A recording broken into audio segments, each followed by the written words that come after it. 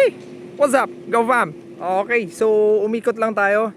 So hindi ako magkakamali, nasa 35 days na itong maisa na to. Maalala nyo, ito yung inispray natin nung 6 days.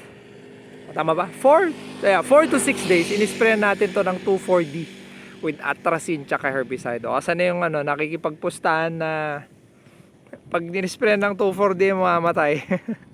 Buhay na buhay ko, ma'am. O, diba? So, yun yung mga kasama natin. Nasaan na sila? Yun. Pupunta na sila dun sa kabilang area. Kasi final na fertilization na sila ngayon. Ito, nauna na tong area na to.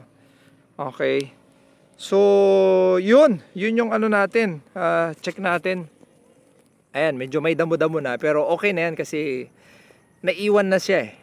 Naiwan na siya nung pag parang canopy na yung maisan mo, yung damo sa ilalim, okay na yan. Pero hindi naman siya ganun kadamo kasi sa side lang naman yan eh. Kasi nakakuha sila ng araw. Pero dun sa gitna, malinis na. Dun sa gitna, malinis na. O, diba?